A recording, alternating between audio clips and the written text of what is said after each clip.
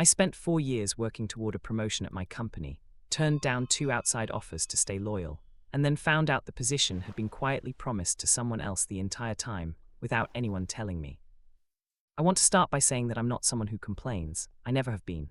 I grew up watching my dad go to work every single day at the same manufacturing plant for 31 years, never missed a shift, never asked for special treatment, and retired with a handshake and a card signed by people whose names he barely knew. That was just how things were done in my family. You showed up, you worked hard, you kept your head down, and eventually the right people noticed. That was the deal. That was the unspoken contract between a person and the place they gave their time to. I believed in that. I genuinely, deeply believed in it for a long time. So when I tell you this story, I want you to understand that it's not coming from someone who felt entitled to something they didn't earn. I'm not here to complain that life wasn't fair or that I deserved something just because I wanted it. I'm telling you this because what happened to me was a very specific kind of betrayal, the kind that doesn't happen loudly, doesn't come with a dramatic confrontation, and doesn't give you any clean moment of resolution. It just quietly dismantles something you spent years building, and then everyone around you acts like you're overreacting for being upset about it. It started about 4.5 years ago when I joined a mid-sized logistics company. I won't name them, but they operate in about 12 states, around 800 employees total, and they have this culture that they absolutely love to advertise. Every company retreat, every new hire orientation, every all-hands meeting, someone would get up and talk about how this was a place where hard work was rewarded, where internal talent was valued over outside hires. Where if you committed to the company committed back to you. That was the pitch. I heard it so many times I could have recited it myself. I came in as a mid-level operations coordinator. Not entry-level, but not management either. The kind of role where you're doing real work, real decision-making, but nobody outside your immediate team really knows your name. My manager at the time was a guy named Richard, and Richard was genuinely good at his job. He was direct, he gave real feedback, and he made it clear within my first 6 months that he saw potential in me and wanted to help me grow. That meant a lot. I had come from a previous job where feedback was basically non-existent, and you only found out how you were doing when something went wrong. Having someone actively invest in my development felt significant. Richard started pulling me into high-level conversations. I'd be included in planning meetings that were technically above my pay grade. He'd ask for my input on process problems that the senior team was wrestling with. I worked on a logistics restructuring project that eventually saved the company somewhere in the range of $300,000 annually. I know that number because Richard told me directly, and because I was later asked to present the methodology to the regional director. That presentation went well, really well. The regional director, whose name was Patricia, shook my hand afterward and said something I've replayed in my head more times than I want to admit. She said, "This is exactly the kind of thinking we need more of at the senior level." I went home that night and told my girlfriend that I thought something real might be happening, that maybe I was actually on a path somewhere. She was happy for me. We had been talking about moving into a bigger apartment, maybe eventually buying something, and the timing of a promotion would have made that conversation a lot more concrete. I didn't want to count on anything before it happened, but I'd be lying if I said I wasn't letting myself imagine it a little. About 8 months into the job, I got a recruiter message on LinkedIn. This happened pretty regularly in my field. Logistics and supply chain people get poached constantly because there's always some company somewhere desperately trying to fill a gap. I usually just archive those messages without reading them properly, but this one was from a company I actually knew. A competitor, technically but well-regarded, slightly larger, and based in a city I genuinely liked the idea of living in. The role they were pitching was a senior operations manager position, 2 levels above what I was currently doing. I'll be honest, I was tempted. The title alone was attractive, but I was 8 months in at my current company. I had a manager who was actively developing me. I had just given a successful presentation to regional leadership. Leaving felt like throwing away real momentum for something uncertain, so I had a conversation with Richard about it, not in a negotiating way, just honestly. I told him I'd been approached and that I wasn't sure what to do. He said something that I thought was meaningful at the time. He said, "I'd be disappointed to see you go. You're exactly the kind of person we're building towards something here for. I know I can't promise timelines, but I can tell you that the people upstairs are paying attention to you." I turned down the recruiter. I sent a polite message saying I was committed to my current role and wasn't looking to make a move, and I went back to work. The next 2 years were genuinely good. I was promoted once, not to the senior management role I was working toward, but one step up, to a position called Senior Operations Coordinator. It came with a modest raise and a slightly larger scope of work. Richard framed it as a stepping stone, and I accepted it that way. I kept taking on projects outside my official job description. I started informally managing 2 junior team members, giving them feedback, running their weekly check-ins, doing the actual work of a manager without the title or the pay. Richard said this was great experience and that it demonstrated leadership capability. I believed him. I was also during this time becoming more visible to Patricia, the regional director. She'd started including me in a quarterly operations review that was attended by people several levels above me. I was always one of the youngest people in the room. I presented data, gave recommendations, and tried to make sure that every time I showed up in those rooms, I gave someone a reason to remember my name positively. I was strategic about it. I was building something. About 2.5 years in, I got a second recruiter approach. This time it was a larger company, national footprint, publicly traded, genuinely impressive. The role was Director of Regional Operations, not Senior Manager, Director. It was a significant jump, and they made it clear they were specifically interested in me because of the cost reduction project I had led, which had apparently been written up in some industry newsletter I hadn't even known about. They offered to fly me out for an in-person interview. This one was harder to dismiss. I sat with it for a week. I talked to my girlfriend about it more seriously than I had the first time. We looked at the city. We looked at the salary range they had mentioned, which was substantially higher than what I was making. We looked at the title and thought about what it would mean for the trajectory of my career. But I kept coming back to the same thing. I had been at my current company for 2.5 years. I had been told repeatedly that I was on a path. Richard had said it. Patricia had implied it. I had been included in leadership conversations, given stretch assignments, developed as a manager. If I left now, I was walking away from all of that investment, both mine and theirs. And more than that, I had turned down one offer already and stayed. That counted for something. Loyalty had to mean something. I set up a meeting with Richard. I was up front again. I told him about the director role, told him the company, told him the general range, and his response was more direct than it had ever been before. He said, and I remember this clearly because I was paying close attention, he said, "Honestly, if you leave now, I think you'll regret it. There is something in motion here that I think you're going to want to be around for. I can't give you specifics yet, but I'm going to ask you to trust me on this one. There's a reason we've been putting you in these rooms." I turned down the director role. I sent that recruiter a polite message too, thanked them for the opportunity, said I was committed to my current company and not actively exploring. They pushed back a little, asked if I was sure, mentioned they had flexibility on title and compensation. I said yes, I was sure. I hung up and went back to work. I keep thinking about that conversation now, about that word trust. I'm going to ask you to trust me on this one. I wonder if Richard knew, even then, what was actually happening. I wonder if he was trying to protect me from something he didn't know how to tell me, or if he was just telling me what I needed to hear to keep me in my seat. I still don't know the answer to that, and I'm not sure I ever will. The next 1.5 years were more of the same. I kept performing. I got another raise, smaller this time, described as a merit adjustment rather than a promotion. I kept running the junior team informally. I kept showing up to the quarterly reviews. I kept presenting data, making recommendations, building relationships with people above me. I was patient. I told myself patience was part of the process, that good things took time, that the people who burned out were the ones who couldn't wait. Richard left the company about 14 months before everything fell apart. He got an offer he couldn't turn down, a VP role somewhere else, well-deserved, and I was genuinely happy for him even though losing him felt destabilizing. His replacement was a woman named Sandra, who came from outside the company and spent her first few months learning the landscape. Sandra was professional and organized, but she didn't know me the way Richard did. She hadn't watched me grow. She was essentially starting from zero with everyone on the team, and in that context, I was just one of several people who had been around for a while. I tried to make a good impression. I was helpful during her onboarding, gave her context on ongoing projects, offered to bring her up to speed on the quarterly review format. She seemed to appreciate it and said so, but there was no warmth there that felt like what I'd had with Richard. It was a working relationship, functional, respectful, but not a mentorship. And mentorship, I realized, had been a huge part of what had made the previous years feel like they were going somewhere. Around the same time Richard left, I started hearing vague mentions of a new senior leadership position being created.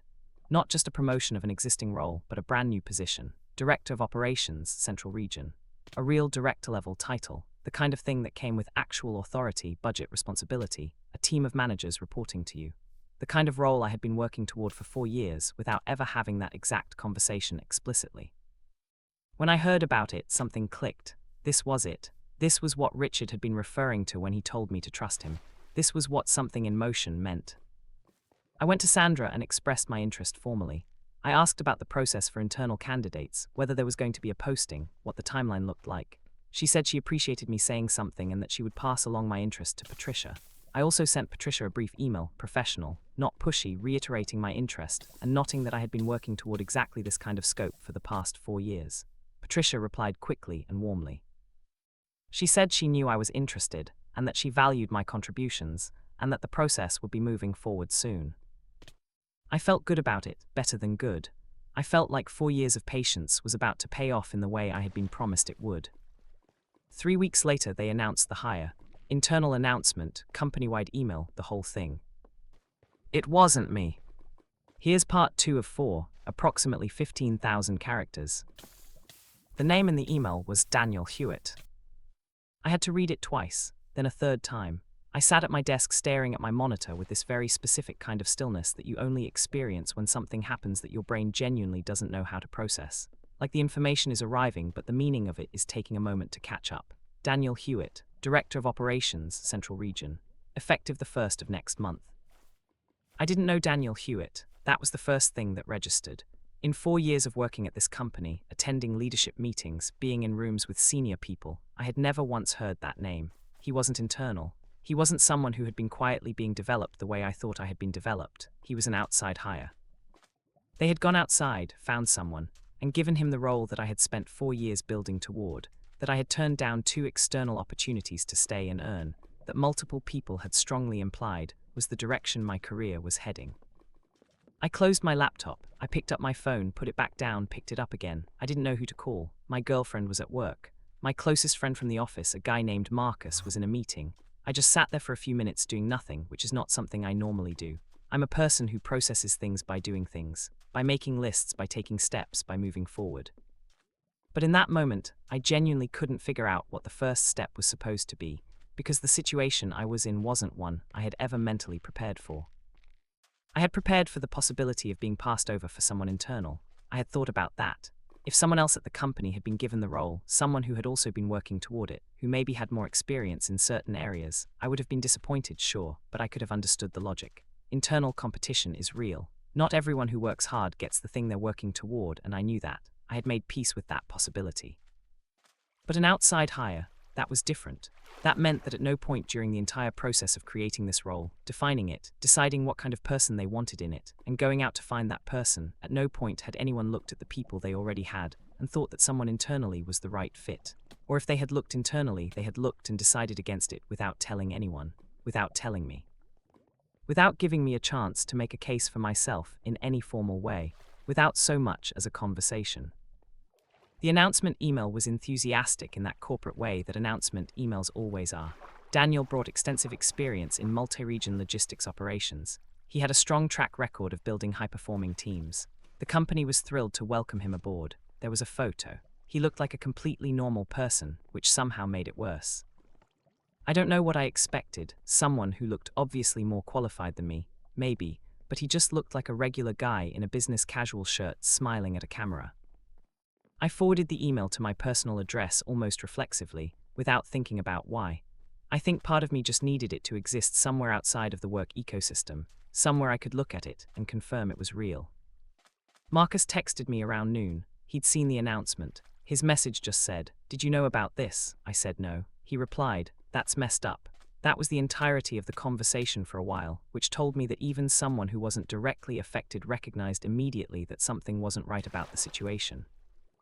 I spent most of that afternoon trying to work. I was unsuccessful. I kept going back to the same sequence of events in my head, tracing the timeline, looking for the moment where things had gone wrong or where I had misread something.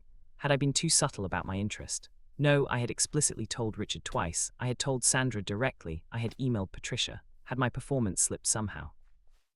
No, my last 2 reviews had been strong. I had received a merit raise 8 months ago. I was still being included in the quarterly leadership reviews. Had something changed in the company's direction that made my background less relevant? I couldn't see what that would be. The role was literally a more senior version of what I had been doing. The only explanation that made any sense was the one I kept not wanting to land on. That at some point, without anyone telling me, the decision had been made to go outside for this role. And everything that had happened since, the inclusion in meetings, the development conversations, the warm emails from Patricia, had just been normal management behavior that I had been reading as something more specific and more promising than it actually was. I had been building a narrative, a story about where I was headed and what all the effort meant, and that narrative had been mine alone. Nobody at the company had actually signed onto it. They had just been doing their jobs, managing me, developing me, making use of my skills, and I had taken all of that and constructed a promise out of it that no one had explicitly made. That thought made me feel worse than anything else about the situation, because it meant I couldn't even be cleanly angry. There was no single moment of clear betrayal I could point to, just 4 years of me inferring something that may or may not have ever been real. Except, and this is where I kept getting stuck, Richard had said things, specific things, not vague encouragement, not keep up the good work corporate noise. He had said there was something in motion. He had said the people upstairs were paying attention. He had said I would regret leaving. Twice. Both times I had an outside offer in hand. Both times I had been on the verge of taking a significant step forward in my career. And both times Richard had said something that could only have been interpreted as, "Stay here, this is where the opportunity is." Those weren't accidental words. Those weren't just a manager doing generic retention. That was a specific message, delivered twice, that had a direct material impact on the decisions I made. I had turned down a senior operations manager role and a director of regional operations role because of what Richard told me. I had given up real, concrete opportunities offers that were on the table, titles that were in writing, salaries that were quoted, because I believed what he said. And now Daniel Hewitt was going to be my director. I requested a meeting with Sandra the following morning. I kept the request brief and professional, just said I'd like to connect about some career development questions when she had time. She replied within an hour and said she could do Thursday afternoon.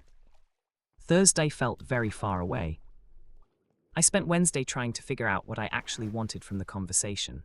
Not what I wanted to say, I knew what I wanted to say, and most of it wasn't appropriate for a professional setting, but what outcome I was hoping for. An explanation, an apology, a different opportunity, I genuinely didn't know.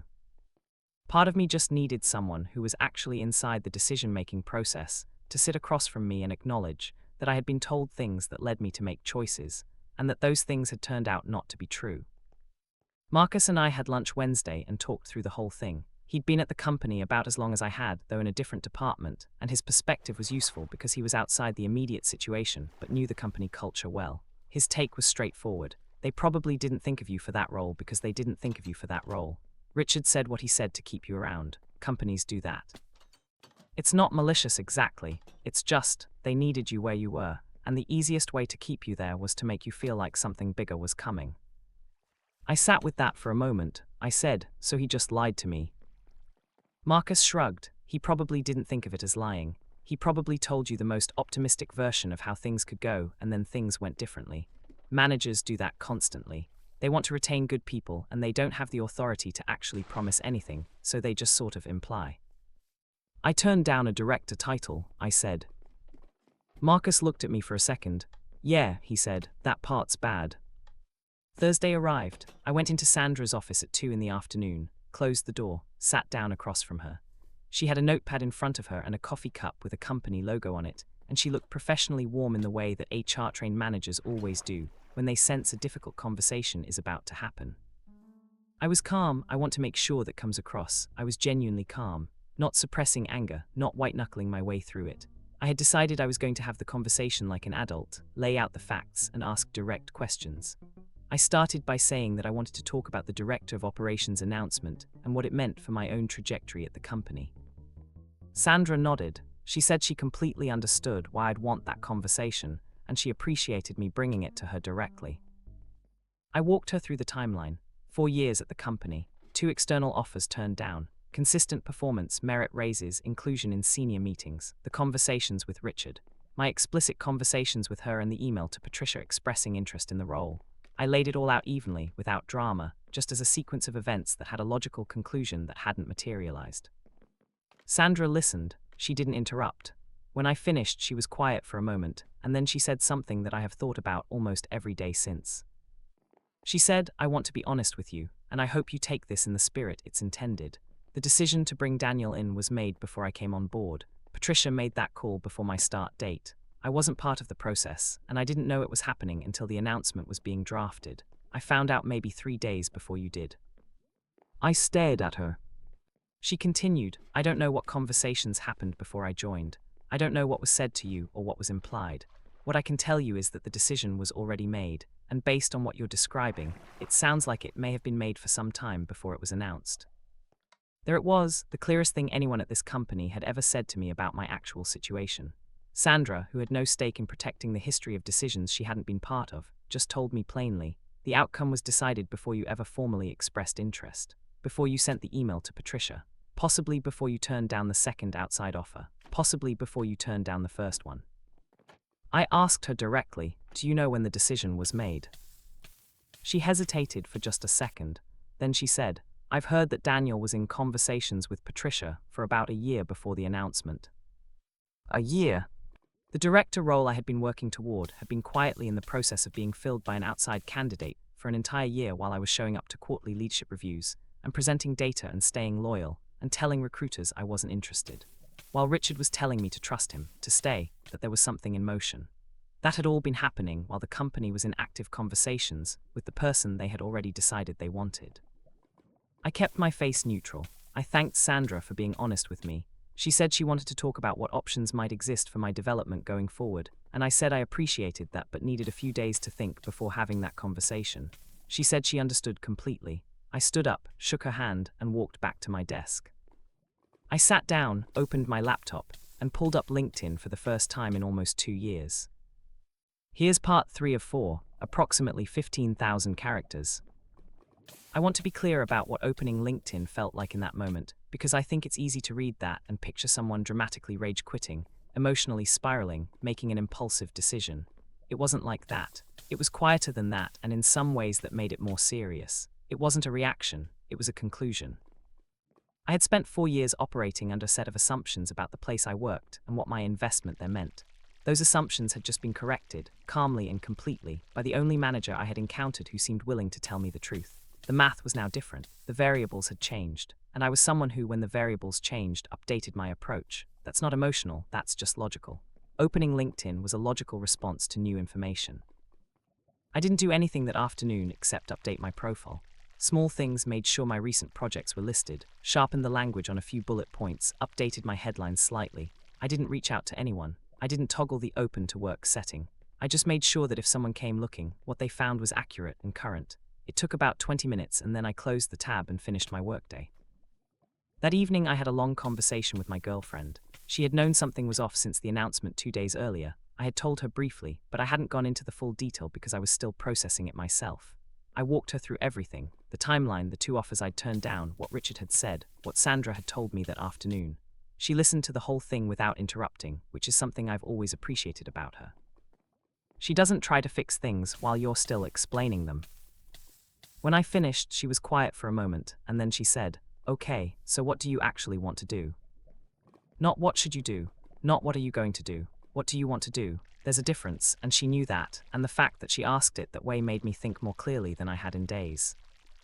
I thought about it honestly. What did I want? I didn't want to stay at this company in the same position indefinitely, reporting to a man I'd never heard of, watching someone from outside step into a role I'd built toward, knowing that the people above me had been in conversation with him for a year while I was being told to be patient. That was clear. But I also didn't want to leave in a way that was reactive, that burned relationships, or that landed me somewhere worse simply because I'd moved in anger. I wanted to leave well, and I wanted to land somewhere better. Those were my 2 objectives. I also wanted, and this one was harder to admit, some kind of acknowledgement. Not an apology exactly, but something.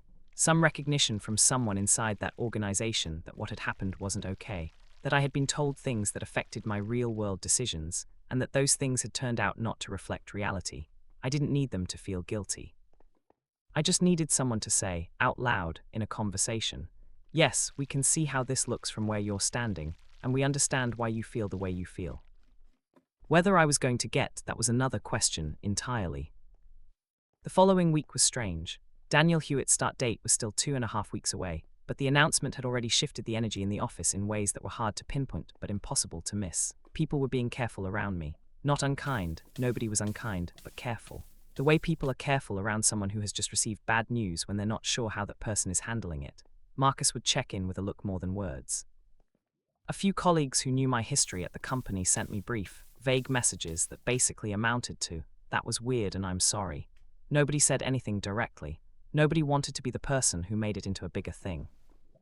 I kept doing my job. I want to make sure that comes across clearly. I did not check out. I showed up on time, hit my deadlines, stayed engaged in meetings.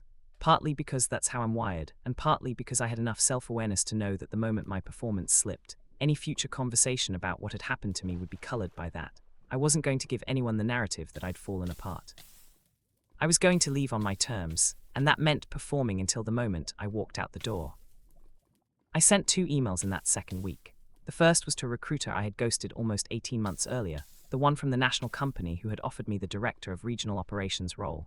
I knew it was a long shot. That specific role had obviously been filled long ago, but recruiters at that level stay in their lanes. They know who's who in an industry, and reaching out to say you're now open to conversations costs nothing.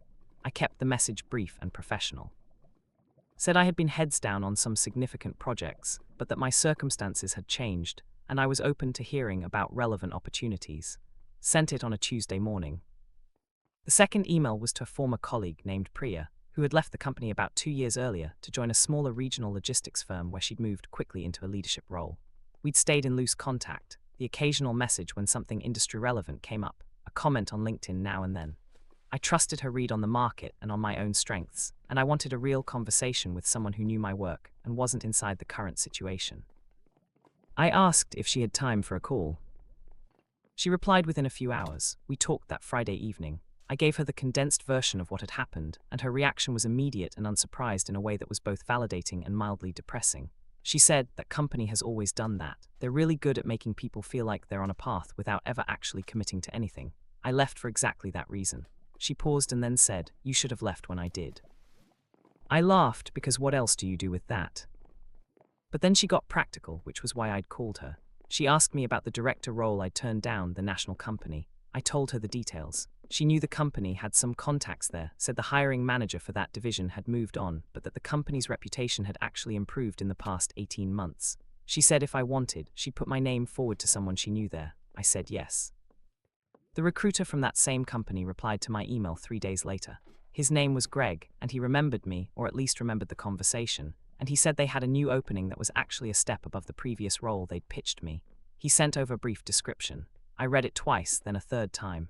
Regional Director of Operations, North Central Division, 15 direct reports. Full budget authority for a region doing about 400 million in annual throughput, reporting directly to a VP. I replied and said I was interested in learning more. Meanwhile, Daniel Hewitt started. I want to talk about this part carefully because it would be easy to make Daniel into a villain here, and he isn't one. He had nothing to do with the circumstances that led to his hiring. He didn't know my history. He didn't promise me anything. He was just a person who had been offered a job and accepted it, which is a completely normal thing to do. From what I could tell in his first few weeks, he was competent, reasonably personable, and was doing his best to get oriented in a new environment. I had no issue with Daniel as a person. What I had an issue with was the system that had produced his arrival. The decisions, the timeline, the conversations that had happened in the background, while I was being kept in place with implications and suggestions and carefully chosen words. Daniel was just the most visible evidence that those decisions had been made, but he wasn't responsible for them. I made a point of being professional with him from day one, introduced myself, gave him context on my work, was responsive when he asked questions. I was not going to be the person who made his transition difficult because I was processing something that had nothing to do with him. Whatever was happening in my head, it stayed in my head during work hours. But there was one meeting in his third week that I keep coming back to. He was running his first team review, going around the table asking each person to give him a sense of their current projects and where they saw their own growth going. When he got to me, I gave him a clean summary of my portfolio. Then he asked, "And where do you see yourself in the next couple of years here?" He was just doing the standard new manager thing, learning about his team's ambitions, being engaged. He had no idea what he was asking. I looked at him for just a second before answering. Not long enough for anyone to notice, but long enough for me to make a very deliberate choice about what I was going to say. I said, "I'm always looking for ways to take on more scope and contribute at a higher level. I'm having some ongoing conversations about that." Which was true, just not in the way he would have assumed.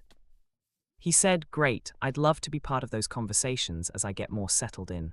I nodded and said I appreciated that, and we moved on. That same afternoon, I had a first-round video call with Greg's team. It went well, better than well, actually. The hiring manager was a woman named Lena, and she had clearly done her research because she referenced the cost reduction project within the first 10 minutes. She asked detailed questions about scale, methodology, and team management that told me she wasn't just going through motions. She was genuinely evaluating fit at a specific level. The conversation ran 30 minutes over schedule, and she apologized for keeping me, which was a good sign. People don't apologize for keeping you long when the conversation isn't going somewhere. By the time I signed off the call, it was past 7 in the evening. I sat in my home office for a few minutes just letting the contrast settle over me. Less than a month ago, I had been waiting to hear about a director role at my current company, genuinely believing it was coming. Now I was having a serious conversation with a national company about a role a full level above that. The path hadn't disappeared, it had just turned out to be somewhere else. I had a second conversation with Priya that week. She had talked to her contact, and there was potentially something at her company too, smaller scale but more autonomy, a VP of operations role that was being created as the company expanded into 2 new states. She said it wasn't posted yet and might not be for another month, but that if I was interested she could make sure my name was at the top of the conversation when it got there. I said yes to that too. I was now, for the first time in 4 years, actively looking. Not desperately, not frantically. I had a job, I was performing well in it, I wasn't under any immediate pressure. But I was no longer assuming that my path ran through my current company. That assumption had cost me 2 opportunities already. I was not going to let it cost me a third. I had one more conversation at my current company that mattered. About 5 weeks after the announcement, Patricia reached out and asked if I'd be willing to grab coffee. I said yes. We met at a place near the office on a Wednesday morning, and she was warm in the way she always was. Patricia had good people skills. Genuinely, it was one of the reasons she'd risen as far as she had. She asked how I was doing, how I felt about the team changes, how things were going with Daniel. I gave her honest, professional answers. Then she said she wanted to make sure I knew how valued I was, and that she was aware this had been a difficult few weeks. She said she wanted to talk about what the next chapter could look like for me at the company, whether there were other ways to expand my scope and grow my compensation. I listened to all of it, and then I said, as evenly as I could manage, "Patricia, I appreciate that. I want to ask you something directly, and I hope that's okay." She said, "Of course." I said, "When was the decision made to bring someone external into the director role?" There was a pause, not a long one, but noticeable. She said, "We started those conversations probably about a year before the announcement. We had some specific capabilities we were looking for, and we felt the external market was the right place to find them." I said I turned down 2 external offers during that period based on conversations I had with Richard, who suggested there was an opportunity here that I should stay for. I wasn't accusatory. I kept my voice level. I was just stating facts. Patricia's expression shifted in a way that was hard to read. Not guilt exactly, but something close to it. She said, "I wasn't aware of those specific conversations with Richard." "I know," I said. "I'm not holding you responsible for what Richard said. I'm just explaining the full picture, because I think it's relevant to this conversation."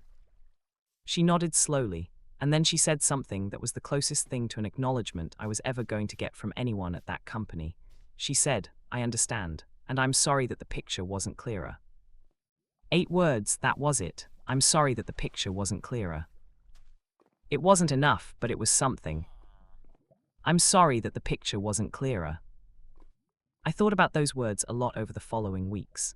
I turned them over in my head during my commute, during the quiet parts of the workday when I was waiting for something to load or for a meeting to start. I tried to figure out if they meant anything, or if they were just the most careful possible phrasing that someone with Patricia's experience could deploy in a situation like this, something that acknowledged discomfort without admitting fault, that sounded like an apology without technically being one.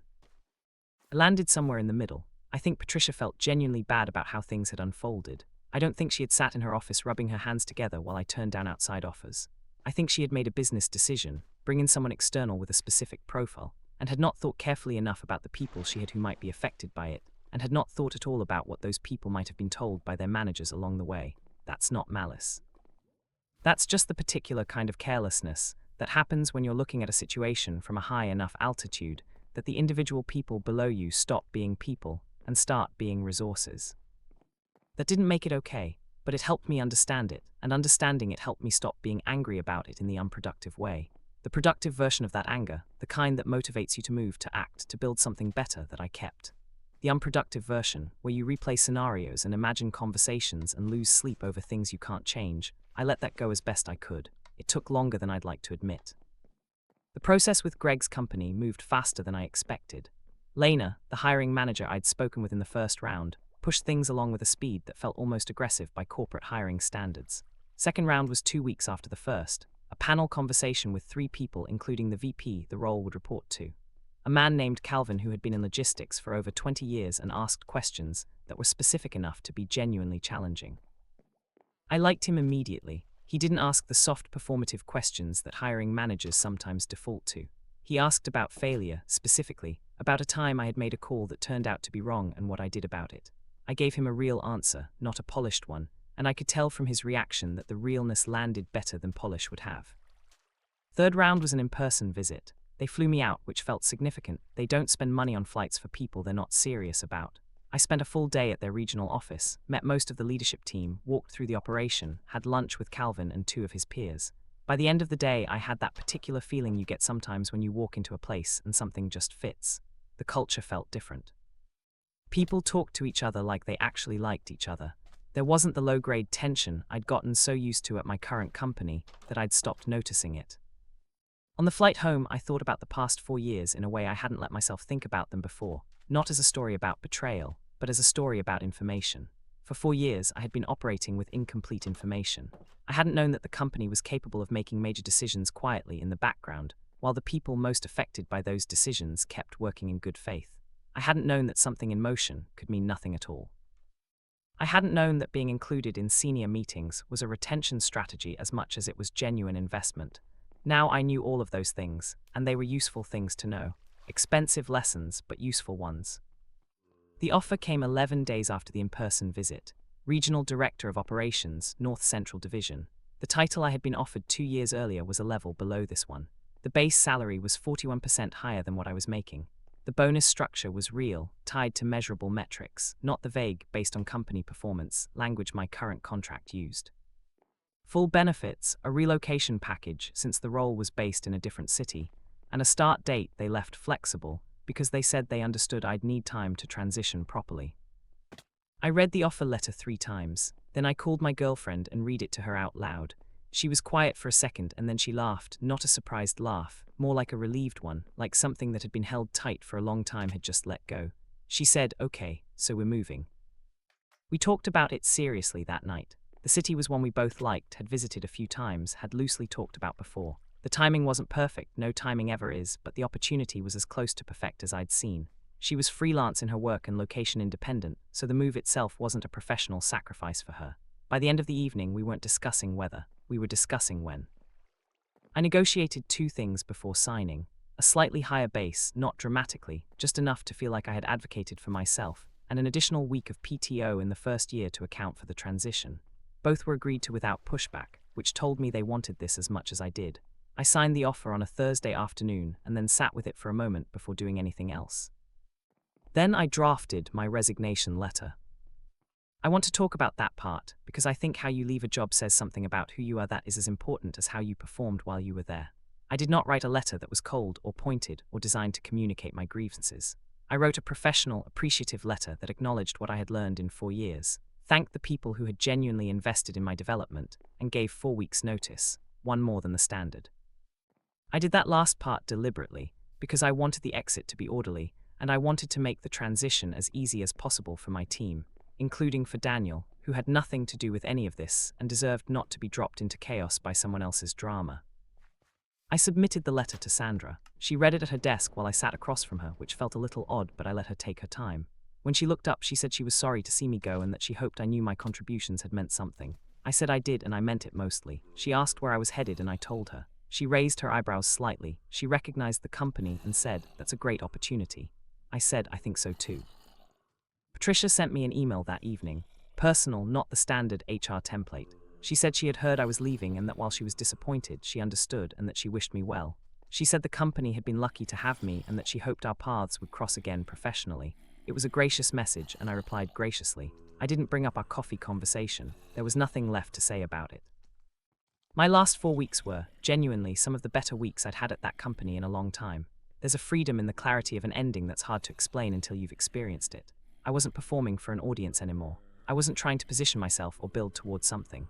I was just doing good work for its own sake, tying up loose ends, and making sure the people I was leaving behind had what they needed to keep things running. Marcus took me out for lunch in my last week, and we talked for 2 hours about everything except work, which felt right. On my last day, I cleared out my desk, said goodbye to the people I'd actually be in touch with, and drove home. It didn't feel dramatic. It didn't feel like a triumph, exactly, though there was something that resembled satisfaction underneath it. It just felt like the end of one chapter and the beginning of the next one, which is what it was. That was about 8 months ago. I've been at the new company for just over 7 months now, and I want to be careful not to make this into a simple, and everything was better ending, because life doesn't usually work that way and I'd rather be honest than tidy. There have been hard weeks. The new role is genuinely more demanding than anything I'd done before. 15 direct reports means 15 different personalities, 15 different sets of needs, 15 different conversations happening at any given time. The scale of the operation I'm responsible for is larger than anything I'd managed previously, and the learning curve in the first 2 months was steep enough that there were nights I came home genuinely exhausted in a way that felt different from tired, more like the specific fatigue of being at the edge of your capacity. But here's the thing, that exhaustion felt like something. It felt like proof that I was somewhere that required my full self, not just a portion of it. The work at my old company had stopped being a stretch a long time ago. I'd been competent there, reliable, visible, but not stretched, not at the edge. The new role put me back at the edge and reminded me that that's actually where I want to be, not comfortable, growing. Calvin turned out to be exactly as good as he seemed in the interview. He gives real feedback, he's clear about expectations, and when something goes well, he says so directly and specifically, not in the vague performative way that some managers do. In my 3rd month, he pulled me aside after a regional review and said, "That's the kind of thinking I brought you here for." I didn't replay those words over and over the way I'd replayed Patricia's comments years earlier. I just said thank you and went back to work. The difference between those 2 moments, the weight I'd put on scraps of validation back then versus the lightness I could receive genuine recognition with now, that told me something about how much had changed. My girlfriend and I love the city. That part, at least, has been uncomplicated good. We found an apartment we both like, she's built out her freelance work in the new location, and we've talked more seriously in the last few months about buying something than we ever had before. The future that felt abstract for a long time has started to feel specific, tangible, like something I can actually see the shape of. I still think about those 2 offers I turned down. I probably always will. Not with bitterness, I've genuinely moved past that, but with the particular kind of clarity that comes from having learned something at real cost. I think about the version of me that turned down the first one and the second one, and each time told himself that loyalty and patience would be rewarded. I don't regret being that person. The values behind those decisions, taking relationships seriously, believing that commitment meant something, wanting to build rather than just move, those aren't bad values. They're actually values I still have. What I got wrong wasn't the values. What I got wrong was applying them to an institution rather than to people, and assuming that a company could hold up its end of a deal the way a person could. Companies are not people. They don't remember what they implied. They don't feel the weight of the things that were said on their behalf. They make decisions based on what makes sense at a given moment, and the gap between what that produces and what any individual inside the company was told or believed is nobody's job to bridge. That's not cynicism. That's just how it works, and I wish someone had told me clearly when I was 23 that your loyalty belongs to your own trajectory and to the people who show up for you specifically, not to an organization that will make the decision that makes sense for the organization when the time comes.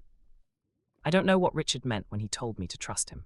I've stopped trying to figure that out. He may have genuinely believed what he said. He may have known it wasn't true and said it anyway. He may have been somewhere in between, hopping for something he couldn't guarantee, saying the most optimistic version of the truth. It doesn't matter anymore.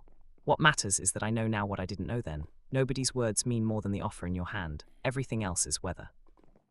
If there's a person reading this who is in the situation I was in 4 years ago, watching people above you make implications, collecting moments that feel like they mean something, building a story about where you're headed, I'm not saying to stop believing in where you're going.